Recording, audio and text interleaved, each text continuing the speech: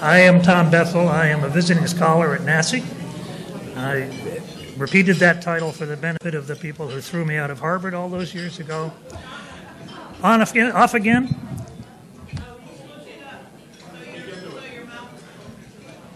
I haven't practiced this, you possibly can tell. Okay, can you hear me now?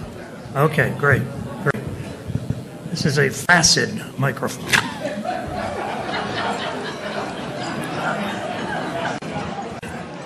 And before I introduce our speaker, I have been asked to do a little, now that there it goes, asked to do a little housekeeping details.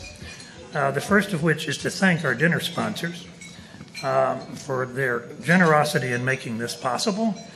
The type on this is tiny, but I'll see if I can get it right. The Alliance of Community Health Plans, the American Academy of Actuaries,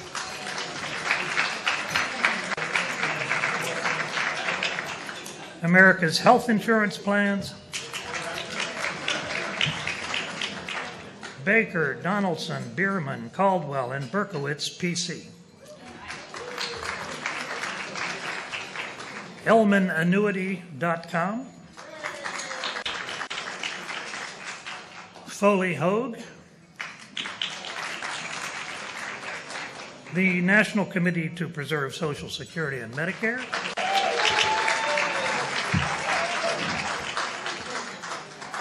Patterson Harkavy, LLP, and the Society of Actuaries.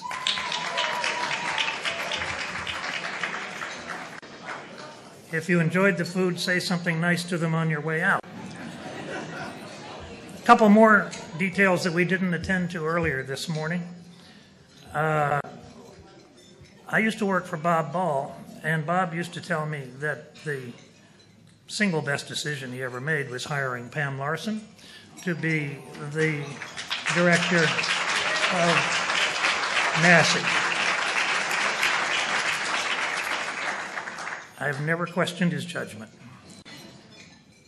I'd also like to honor the two vice presidents of Nasi, who are wonderful people to work with. Virginia Reno, Vice President for Income Security,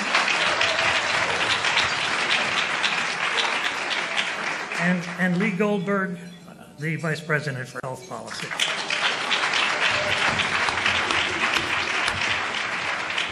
But I don't want to stop there because I've been working with Nasi for not too long, and I am struck every day by what an incredible organization it is.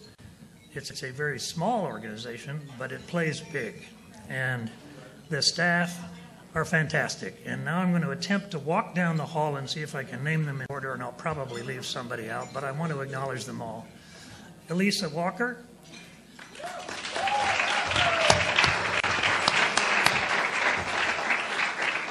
Sabiha Zanalbai,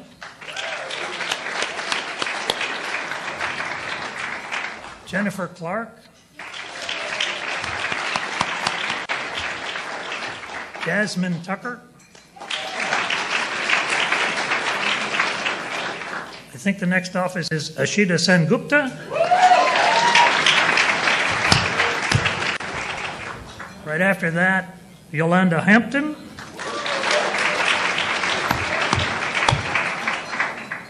occupying the office that is probably the smallest and has the most clutter, Devin Cowens,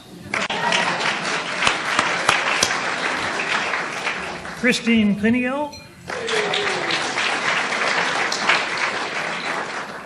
Abe Saffer,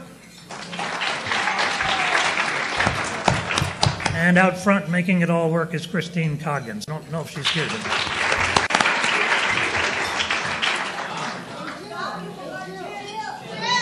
Left out Jill? Oh my God, Jill.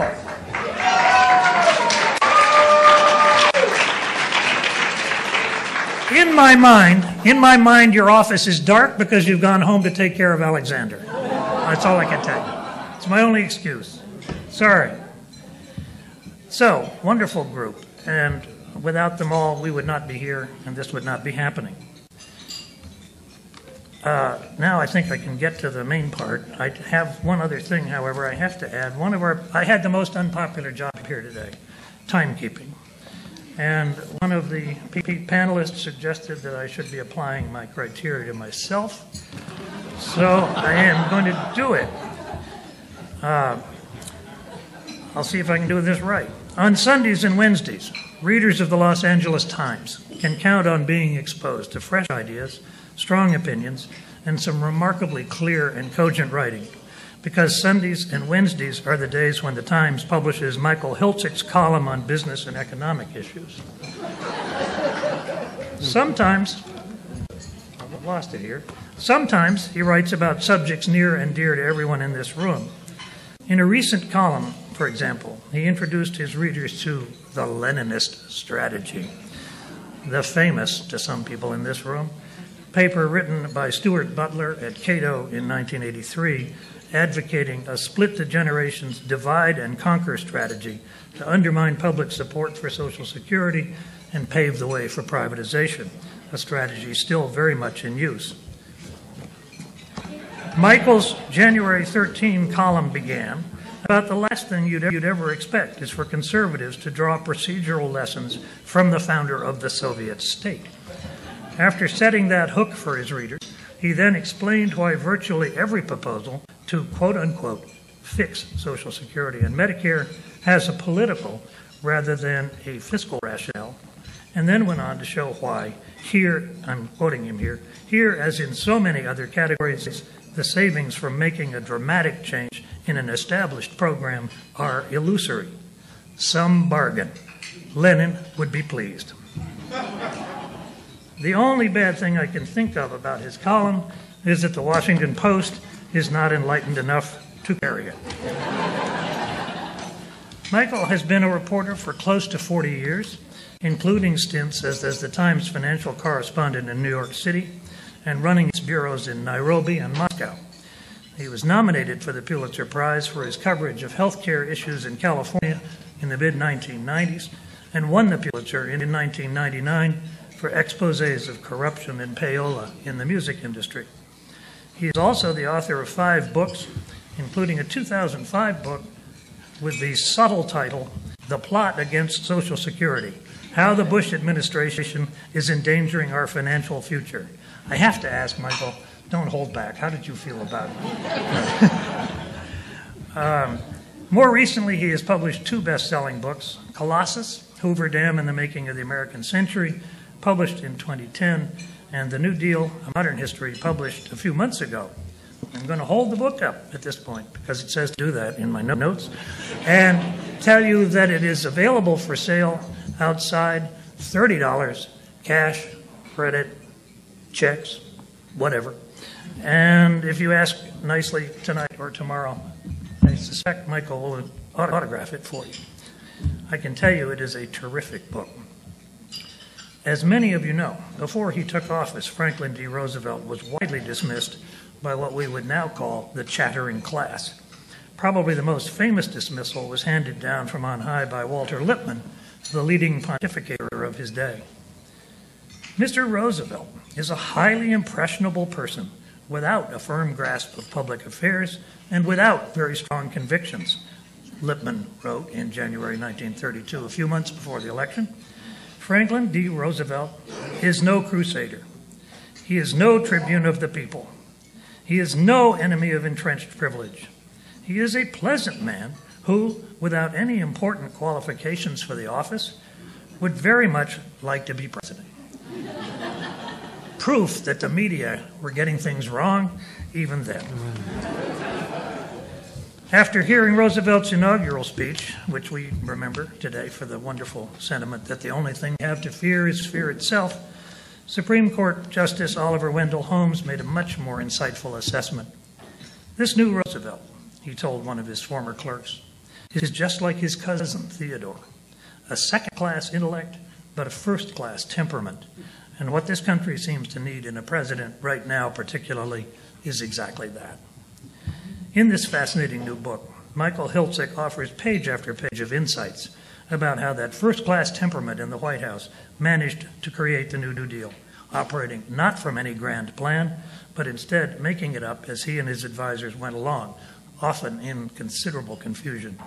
When you read Michael's chapter on Social Security, for instance, you will see that FDR started out looking and sounding quite a lot like the man Lippmann described, with no strong convictions about where he wanted to end up.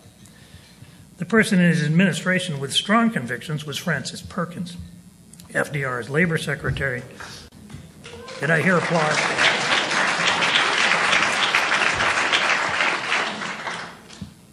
Wonderful woman, who was a real dog on a bone about social insurance. So much so that other cabinet members began to go the other way when they saw her coming.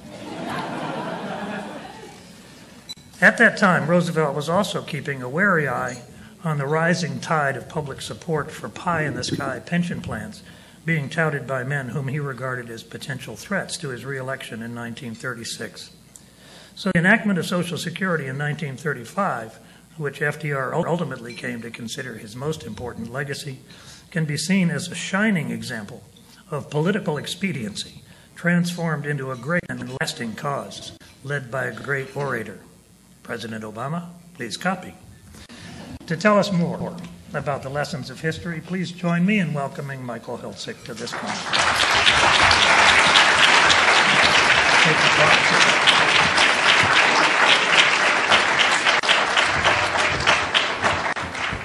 Well, thank you, Tom. Thanks for that generous introduction and that glowing review of my book, and thank you for brandishing the book like a sword, which I always love. And I'd also like to express my gratitude and appreciation to Nasi for inviting me here tonight to speak and allowing me to spend some time during the day listening to the really informative and illuminating discussions that I heard, which will do me a lot of good when I go back to my day job at the LA Times, I can assure you. And also I want to say what a pleasure it's been to meet some of the people here who I've corresponded with, interviewed on occasion, but never had a chance to meet face-to-face. Tom, Eric Kingson, Eric Larson. I'm told Nancy Altman is somewhere in the house. Oh, there she is. Okay. So we'll shake hands a little bit later. Anyway, it's especially gratifying to be asked to address you tonight at this conference, because this conference evokes for me images of its illustrious precursor right here in Washington, and that's the National Conference on Economic Security that Francis Perkins convened in November 1934 at the Mayflower Hotel, which, if my geography is right, is just across Lafayette Square from here as the crow flies. Now, that event brought together 200 experts in social insurance for roundtables and panel discussions designed to put the finishing touches on the coming Social Security bill. The meeting was seen as a milestone in the development of a national social insurance program, with the high point an address to the delegates by President Roosevelt himself on Wednesday, November 14th. So that afternoon, Harry Hopkins, FDR's irrepressible relief czar, sort of served as the warm-up act. And he addressed the delegates and he put them up to a high pitch of expectation. Now is the hour, he declared, for a bold stroke for social insurance. And in his always colorful way, he said, I don't see why we should have to wait until kingdom come to achieve this. Then they all trooped over to the White House, primed to hear a ringing endorsement of their work along the same lines from President Roosevelt. And sure enough, FDR began his talk with the observation, and I quote him here, the observation that old age is the most certain, and for many people, the most tragic of hazards. There's no tragedy in growing old, but there is tragedy in growing old without means of support. And then he pulled the rug out. He lamented that the political landscape had become filled with, as he put it, fantastic schemes for federal old age pensions that have aroused hopes that cannot possibly be fulfilled. And then he added, I don't know whether this is the right time for any federal legislation on old age security. I hope we can do that in time. Well, you can just imagine the indignation that followed. Old age advocates took to the newspapers to complain that FDR had delivered the kiss of death to their hopes. They had attacked Perkins for bringing them to Washington under false pretenses, which was unfair because FDR, in his way, had inserted those lines in his speech without warning her.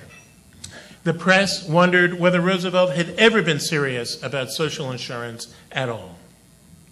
Well, in the teeth of this uproar, Roosevelt executed one of his patented about faces the very next day, and he sent Perkins out to announce at a press conference that he hadn't really meant that he was putting off the old age pension program, that it was planned to be part of Social Security all along, that people must have misunderstood him, must have misheard his words. I don't know where you got that, all that sort of stuff.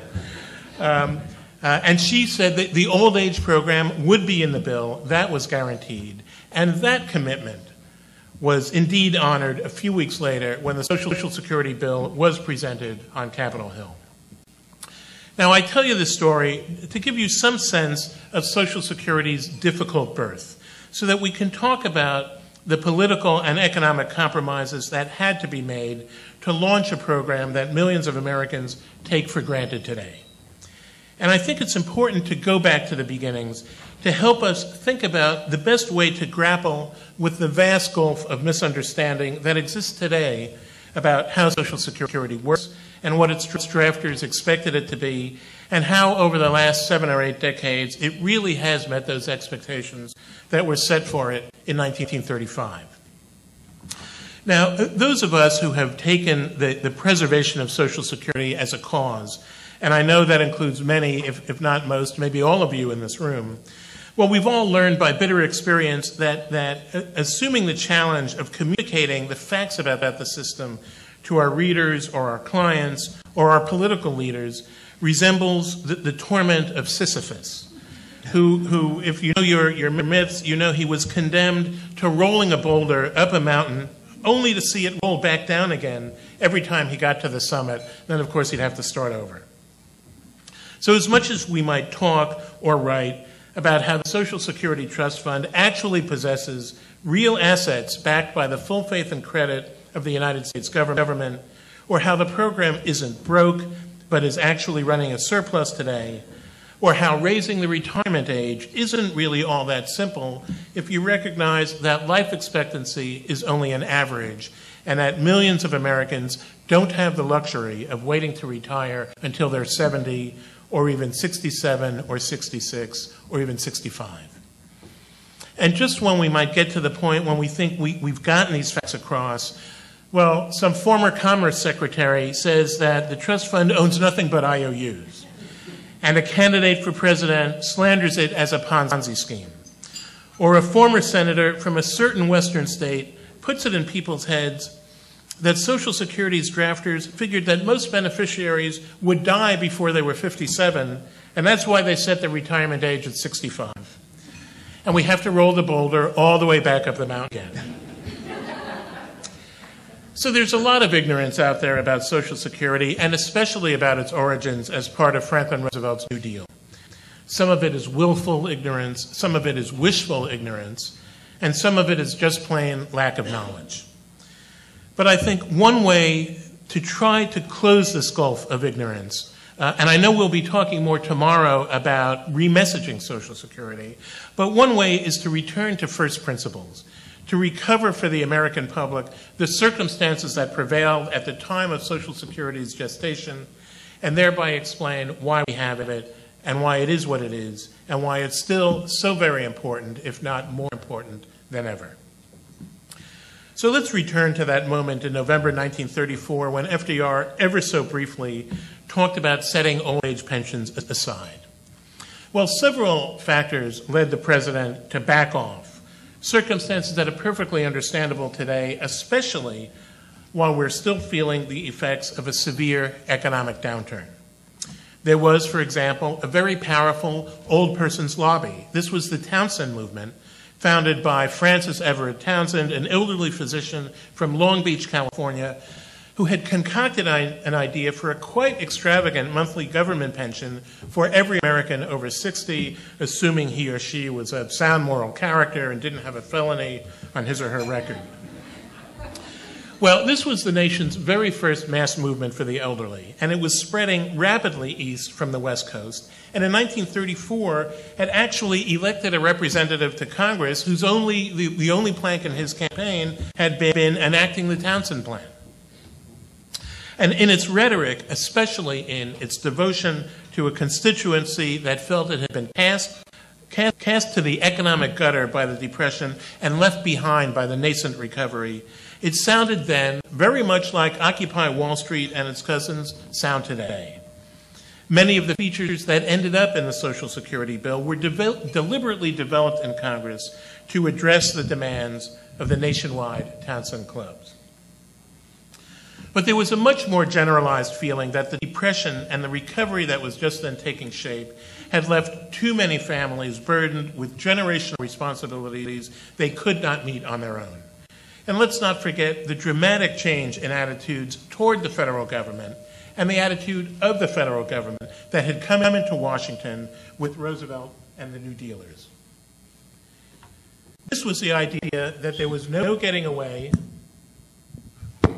There was no getting away from our shared responsibility for one another, the sense of shared responsibility that was the beating heart of the New Deal. And that's why I think that when you look at so many of the programs of the New Deal, not only Social Security, but the WPA, Works Progress Administration, or the Tennessee Valley Authority, you see that while they typically had a large component of altruism, or more properly, compassion or fellow feeling, they also all had a very large component of realism. No one put that as well as Edwin Whitty, the great director of Perkins's Committee on Economic Security and really the chief draftsman of Social Security, when he lectured Congress during the hearings on the bill, that the number of aged Americans would be constantly rising in the future and that these people would have to be supported.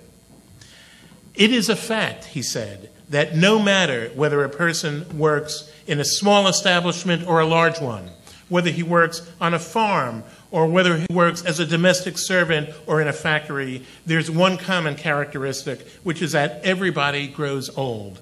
And they all have to make provision for their old age, or somebody has to take care of them. And whether you do it in the form of pensions or in some other way, there's no way of escaping that cost. Now, the choice that Whitty presented to Congress, and which Congress accepted, was a contributory lifetime government pension program, which we know of today as Social Security. So every worker in every generation was to make his or her contribution into a system that crossed generations and that created, in a very real sense, a safety net. So that if those other two important pillars of retirement security, your personal resources and a pension from your employer, if those fell short or failed, the third pillar, Social Security, would be there for you. And I think we can look back at what's happened to those other two pillars over the last 20 or 30 years and be thankful at the foresight of those who erected the third. So it's proper right now to take a quick look at a couple of the most basic features of Social Security and examine how they grew out of the particular and peculiar circumstances of the program's birth. Well, one is the program's universal reach. Now, we're not entirely there yet, of course, but we're a lot closer than we've ever been. And the drafters envisioned Social Security as a program that would cover all American workers, regardless of their job or profession, regardless of their income. They were adamantly opposed to a means-tested program. That's something for our present-day so-called reformers to keep in mind. And yes, I'm looking at you, Mitch Daniels. For one thing, they understood that means testing was inherently a demeaning process. It required recipients to demonstrate their destitution to gimlet-eyed bureaucrats or social workers, something that inevitably would make them feel like second-class citizens. The drafters also understood, by the way, that a means-tested program, because it would serve by its nature the weakest and most disenfranchised members of society, was almost inevitably going to be the first thing that got cut when Congress decided it had to save money, as it periodically does. So universality was a key goal. And then there was the question of why Social Security came to be permitted to invest only in government treasury securities. Well, this grew out of the discussion over how big a reserve fund the program should develop. If you built up a sizable reserve fund, then you could ensure that the program would never require an infusion of capital from general tax revenues. But that meant you would have to pitch the payroll tax at a rate so high that it might be difficult for workers to sustain. Now, conservatives at the time liked the idea of not burdening the general fund, but they were uneasy about building up what they thought would be a slush fund for government officials of the future to use to create a lot of mischief. Liberals didn't mind asking the general fund, that is, all taxpayers, to help finance pensions that by their nature would disproportionately benefit the working class, but they wanted to keep the payroll tax relatively low. And shot through the whole debate was the question of, however big the fund is, how do you invest the money? Now, the most famous exchange in this vein came when Senator Arthur Vandenberg, Republican of Michigan, learned from Arthur Altmeyer that the reserve was destined to grow to $47 billion by 1980. Now, Altmeyer, of course, we know, was technical director of the Committee on Economic Security and the first chairman of the Social Security Board. Well, Vandenberg erupted in apoplexy upon hearing Altmeyer's words. $47 billion, that was nearly 3 times the outstanding federal debt of the time. So he asked Altmeyer, what in heaven's name are you going to do with $47 billion? Well, suggested Altmeyer, you could invest it in U.S. Steel. Well, Vandenberg threw up his hands in horror. He said, well, that would be socialism. So Congress decided to keep Social Security out of the stock market by limiting the size of the reserve and also mandating that it invest exclusively in government securities, which, of course, are those assets in the trust fund today, I think at last count, $2.5 trillion worth. And then in 1939, the lawmakers increased benefits, accelerated the first payment checks by 2 years to 1940, rolled back a scheduled increase in the payroll tax, in part to sop up any excess cash that might end up in the reserve fund. So in other words, Vandenberg's concerns bequeathed us, via the 1939 amendments, spousal benefits, dependent benefits, survivor benefits, all of which expanded Social Security into a true family safety net, something that has kept millions of American families out of poverty because of the death or premature retirement of a breadwinner. But perhaps the most important issue, and the one with the most enduring effect today on Social Security, was the question of how to serve Americans who were already in retirement or near retirement age. Dealing with younger workers, say those who were 45 years old or younger, well, that was the easiest issue. They were likely to be able to contribute enough during their working lives to fund their full Social Security pensions, as is indeed the case. For them, Social Security would be a self-sustaining system. And indeed, Social Security could have been made a completely self-sustaining system for everybody simply by deferring any payment of benefits for 30 or 35 years when everyone who would be in a position to receive them would have contributed enough money into the system to pay for them. But that wasn't the program that Perkins and her fellow drafters contemplated. And that wasn't the program that FDR contemplated.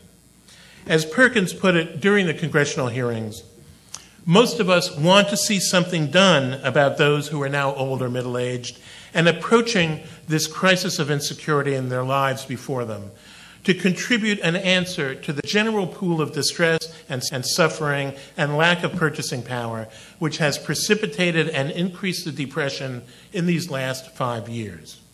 So that meant paying to the old and those beyond middle age some form of pension they had not properly earned from contributions. Even for those yet young enough to contribute for 5 or 10 years before their retirement, say those who at the time of enactment were 55 or 60, those contributions would have funded dismally small stipends. At the proposed contribution rates, Whitty told Congress, a worker earning a $50 monthly wage would have funded, after 5 years of contribution, a monthly retirement benefit of 24 cents a month. And he said, we don't propose to pay people 24 cents a month. Instead, for those at retirement or near retirement, the benefit would be fixed at 15% of their average annual wage, plus a percent or two more for every year that they actually had managed to contribute. The balance would be borrowed from the contribution pool, which would be guaranteed repayment over time. So the effect of this decision is still with us today. This is the legacy debt carried by every generation to cover the obligation that this nation recognized and fulfilled to our forebears. It's paid down bit by every generation, and it's the main reason that converting Social Security from a contributory pension plan to a privatized plan incurs a huge transition cost. Because if you dismantle Social Security, that debt comes due, and comes due for the generation that's living when the system is dismantled. But there's an element of this debt that I think really speaks to the fundamental principle of the New Deal. And that, again, is the principle of shared responsibility made tangible through Social Security. Once again, there was an element of compassion in Perkins's idea of helping people meet the crisis of insecurity in their old age, but also a component of realism. For as she also observed, we all know about the needs of the aged, but the purpose of this rounded program is to prevent the disasters which have overtaken our people in recent years, to provide a certain stability of income to the low-income groups, income on behalf of the aged, and income on behalf of the dependent young. She understood that keeping the elderly and the near-elderly solvent would benefit the overall economy. As she put it, if this money is to be used each year by people who would otherwise have very limited income, it will be spent. Its spending will create that passing of money from one hand to the other, which in its total velocity has a very wholesome effect upon our internal markets. And of course, FDR himself underscored that point in August 1935 when he signed the Social Security Act and mentioned that it would, and I quote him here, provide for the United States an economic structure of vastly greater soundness. Now, we all know that Social Security is not a perfect program, and it most certainly was not one at its inception. The historian William Lichtenberg called the Social Security Act an astonishingly inept and conservative piece of legislation. Perkins and Whitty envisioned a universal program. Congress decided at the last moment to save money by exempting domestic servants and farmers, among other workers. Typically, the neediest and the most vulnerable members of society, they were written out of the bill. And they didn't start getting written back into the system for at least 10 more years. And there were many other inequities. But in their wisdom, the drafters created a very flexible template for the future. They understood that the one thing we know about the future is that it's unknowable. So they took pains not to etch into stone assumptions about future demographics or economic changes. They left it up to future Congresses to figure out how to deal with changes that no one in 1935 could foresee, and for the most part, successive Congresses have really met that challenge. But of course, once again, the most important thing about Social Security is its animating principle. It was a landmark in American history. And Bill Lichtenberg, after giving his judgment of the bill, also said that it did reverse historic assumptions about social responsibility and establish the proposition that the individual has clear-cut social rights, the proposition underlying the entire New Deal. Now, let's not forget today that the Republican candidate for president in 1936, Alf Landon, ran on a platform attacking Social Security before it had even been put into effect. And let's remember what FDR said about that electoral technique. He called it the work of desperate men with their backs to the wall. And FDR, of course, was never shy about making sure that the voters understood what was at stake in every election. And perhaps that's relevant today at the dawn of an electoral campaign that looks like it's going to be built around repealing another landmark of social insurance, again, before it even goes fully into effect. So we should remember today how Social Security's creator creators struggled not only with the economic realities of the time, but the political realities. And remember that despite the challenges they faced, they created a program that has proved to be farsighted and broadly popular among Congresses and presidents of both political parties, and magnificently flexible. In fact, I think I can say without fear of contradiction that given how it has kept millions of American families out of poverty over the decades and serves 55 or 56 million beneficiaries today at a rock-bottom administrative cost without a whiff of scandal, the Social Security Old Age Program remains to this day the single most successful government program in American history. And as recent years have shown us, for the vast majority of Americans, it's even more important today than it was when it was born in the crucible of the Depression and the New Deal. And it is really our duty to do everything in our power to defend it and preserve it. And I will leave you with that thought. Thank you very much for listening.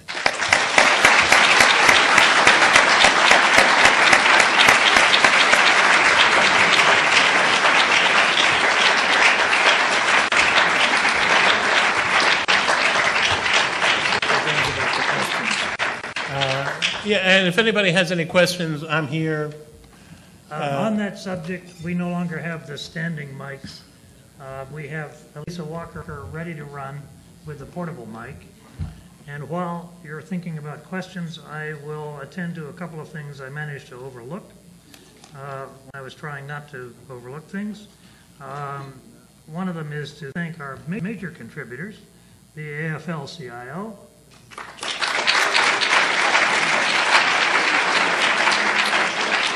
Amerigroup, Real Solutions in Healthcare,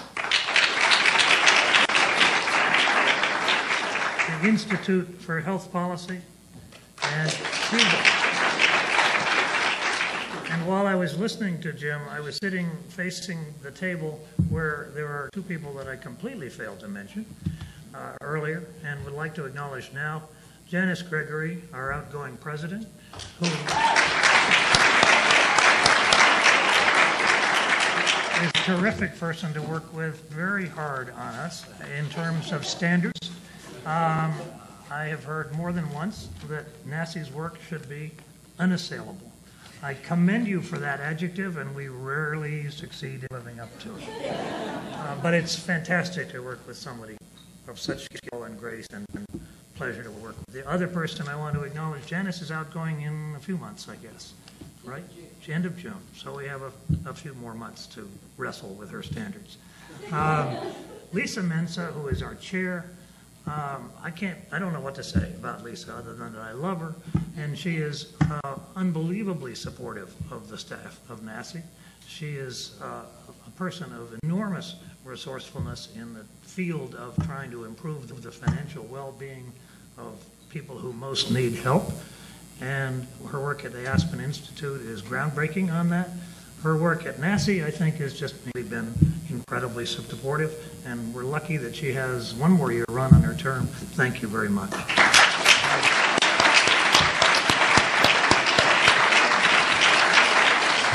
And now, anyone who has a question, please look for Elisa, or just stand up and yell. At about the same time that the Social Security Act was passed, the WPA was approved and went into effect. And my question is, if we were to bring back a large-scale WPA-like program, today the current word is transitional jobs, to deal with the massive shortage of jobs and to kind of put it alongside unemployment insurance, in essence to create an employment insurance program next to an unemployment insurance program, what would the people that created Social Security say about structuring the financing of a new WPA as a social insurance program funded by contributions of workers to deal with the risk that they might be unemployed, might need a job?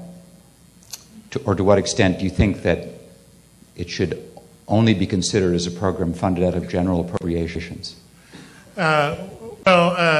You should keep in mind that the Social Security Act, as it was originally passed, had two major components. One was the old age pension program, and the other was unemployment insurance.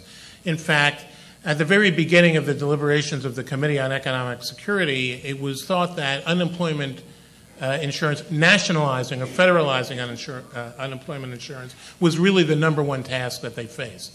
Old age pension sort of came on, got bootstrapped on, in part because of the Townsend Plan and agitation by Huey Long, and also there was a sense that we really did need to do something about this crisis of the age. So unemployment insurance, based on the Wisconsin plan, it was a plan in Ohio, was very much part of Social Security as it was originally enacted. Now, the WPA and the other work relief programs, they all sort of, each one served a slightly different purpose, largely because Harry Hopkins was in charge of the WPA and Harold Ickes was in charge of the other major program, which was the PWA, the Public Works Administration. The WPA especially was seen as an emergency program, as a short-term relief program for people who are already unemployed to keep money flowing. And Hopkins, his inclination always was he didn't really care what the project was as long as it was labor intensive and he could crank money out to the workers as fast as he knew how. And he used to brag that in his first day as a relief administrator, this is even before the WPA, he spent $5 million of government money in 24 hours, which was a lot of money then. The Public Works Administration was somewhat different. Harry Hopkins spent every penny of the government's money like it was his own money. And his idea was he didn't really care about spending it quickly. He wanted works that would last and that would have some real significance. So all of these programs really worked together. But Social Security was unlike those because it was not typically really seen as a work relief program. It was a long-standing program for the future. So that's a big difference.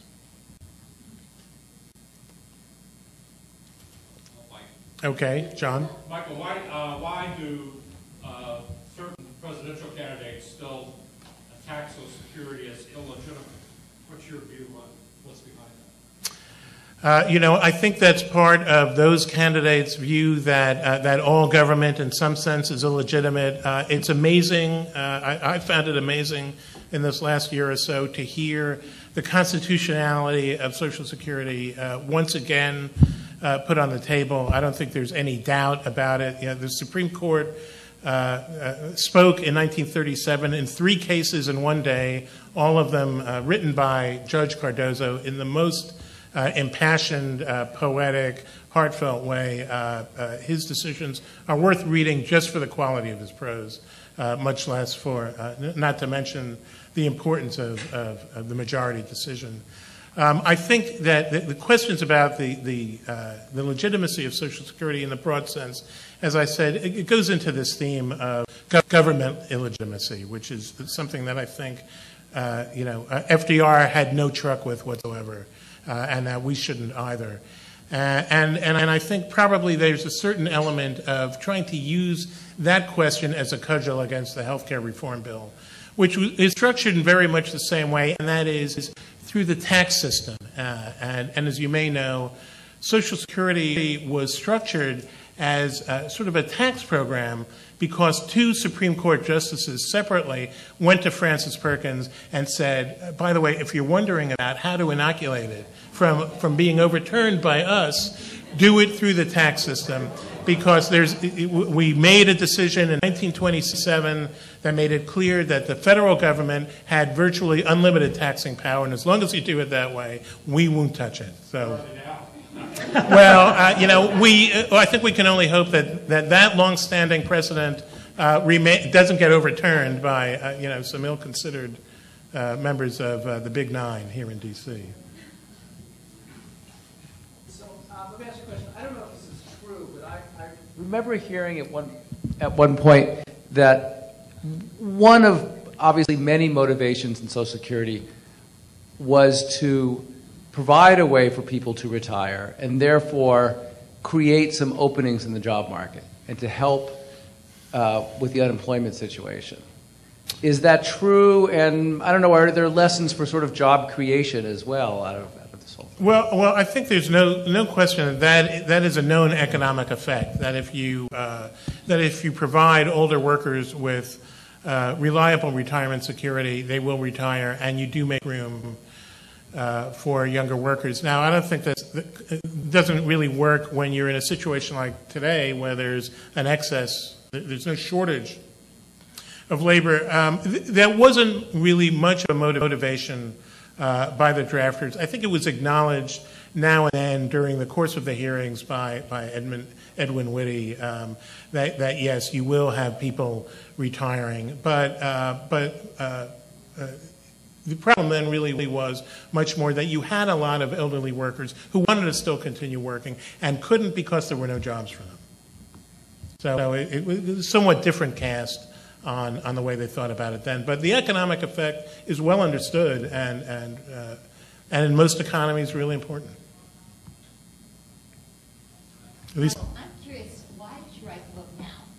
And what do you hope it will be that why did you write the book now? And what were you hoping that Americans would discuss? There are a lot of answers to that. One of the broadest answer is that I decide to write a book when I get interested in a topic and can't find enough already written to satisfy my curiosity, and then realize I have to write it myself if I'm going to do that. In a sense, this was sort of a natural follow-on to my previous book, which was a history of Hoover Dam, which of course was not obviously a New Deal program, although FDR was not shy about appropriating the project for the New Deal, which he did in September 1935 when he personally came out to dedicate a dam that had been conceived, launched, and mostly built by his Republican predecessors. But in any event, when I was thinking about the next project, it did become clear to me that there hadn't been a treatment of this period, this specific period, from the beginning to the end, that really was written for this generation. I think every generation really should have a treatment of the New Deal because our understanding of the role of government does change over time, and the facts and circumstances of this period are inevitably lost to the mists of time, and I wanted to recover them. And since I knew that this was going to be a topic of discussion in a political context, I thought it was a good idea to give today's readers, today's general readers, a sense of what the baseline was, so that they could make their own judgment about whether this was a horrible attack on the working man, whether it worked, whether it didn't work, all of these questions that get discussed today, that you really needed to go back to first principles.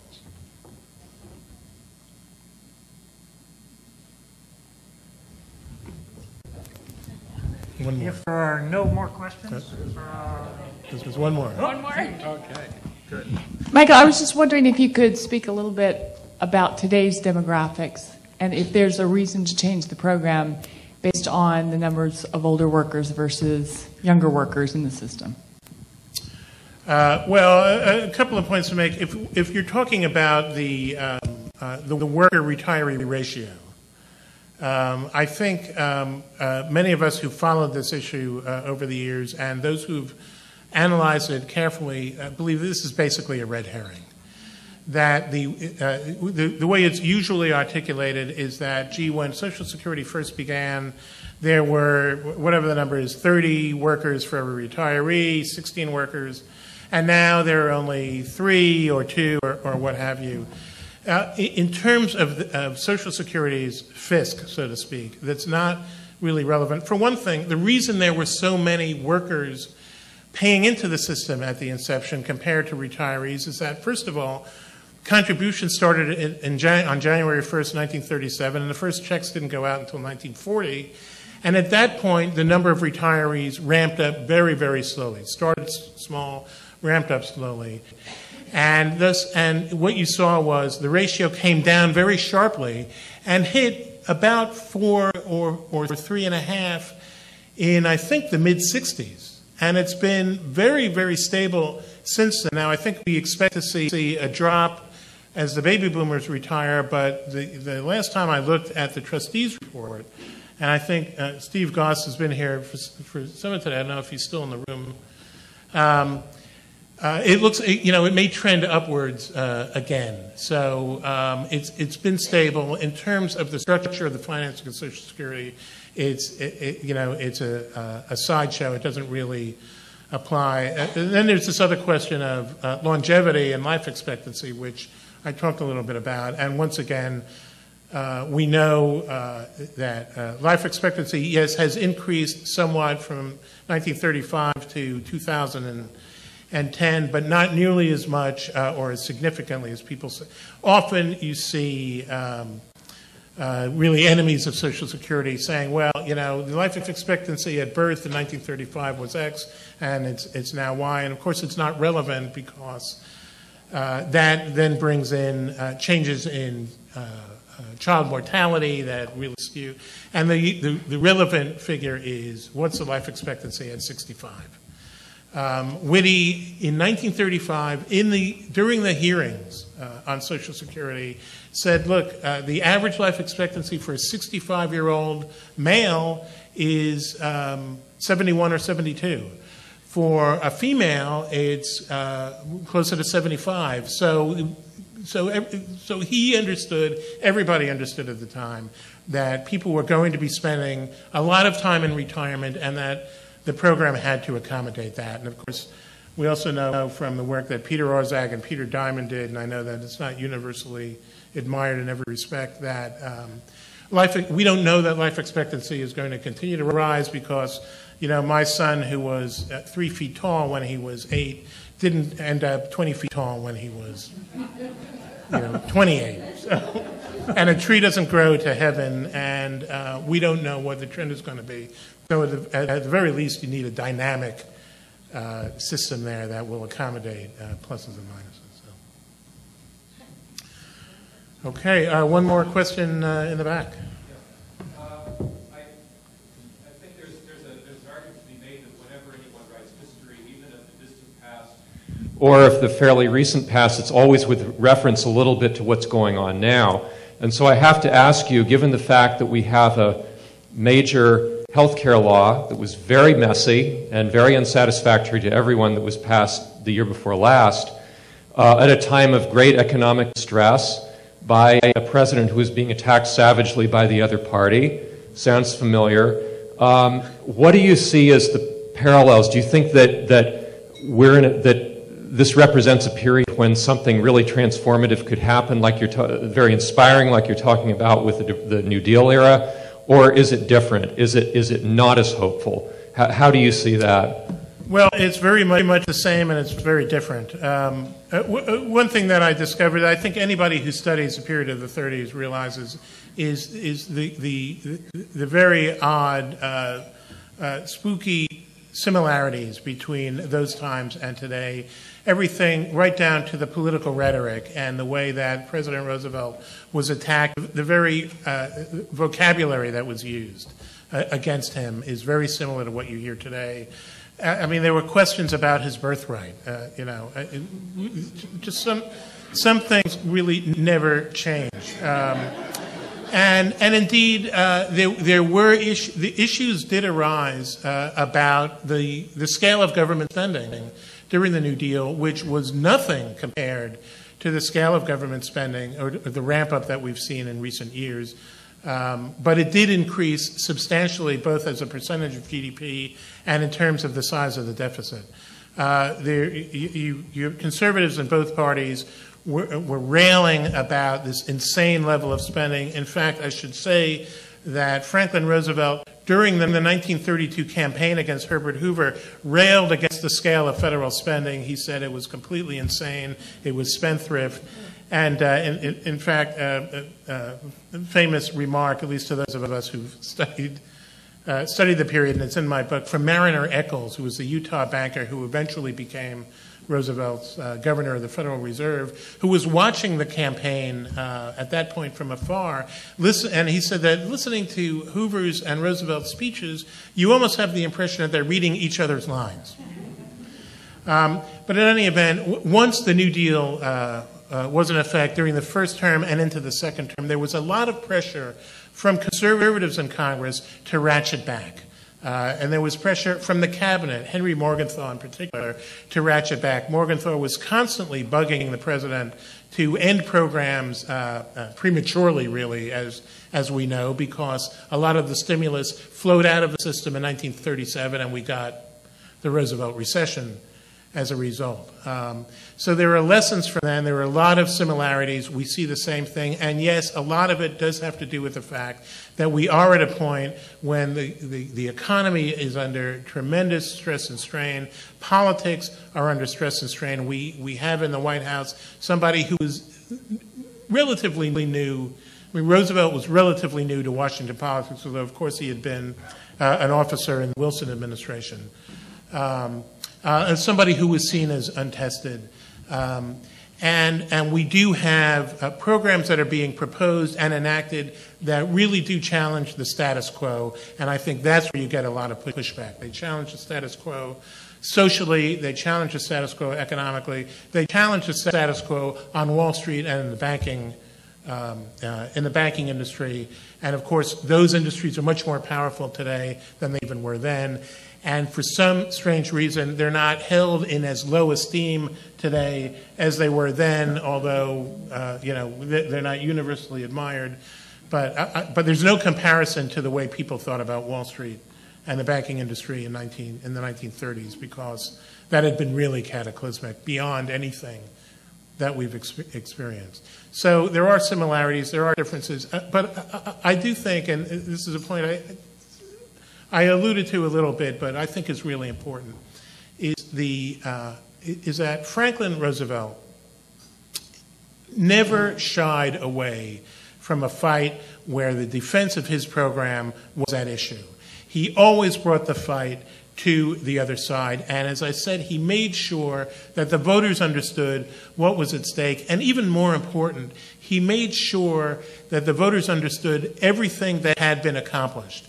And in 1938, when he had to go to Congress with another, basically, in fact, the New Deal's first overt stimulus program, new ramp up in work relief, new public works, all sorts of things that I think economists say is the first time that it was a true fiscal stimulus in the New Deal. He went, in one of his fireside chats, he said, look, yes, we still have more unemployment than we want. Economic growth is still much slower than we want it to be. But if you look at what we have achieved in the last few years, your money in the bank is safe. The stock market is now much more transparent than it's going to be. The farmer has money that he can use to buy implements from the industrial economy. And we have done all these things. We fixed the banks. We brought Wall Street under somewhat control. We protected you. In other words, he was saying the New Deal works and has worked. And you don't hear that sort of forcible defense of the program from the current administration, much less Democrats in Congress, of what they did achieve. I mean, I look at, and I'm sure I'm not alone, at the health care reform bill for all its flaws and yes, its inadequacies, as another true landmark in social insurance in this country, something that we've been trying to achieve for decades and decades and decades. And it was appalling to me, as I think it was to many people, to see during the 2010 elections, to see Democrats running from this as fast as they could, when their duty really was to make sure that the voters understood everything that was in there and how it conformed to what voters over and over again had expressed the desire to have. And this was a real failure of political rhetoric, a real failure of political organization, and it's something that we did not see in the New Deal years, because Roosevelt was a unique talent, a unique political talent at getting those points across. And I think that is a real difference, and that could have a real impact on the future.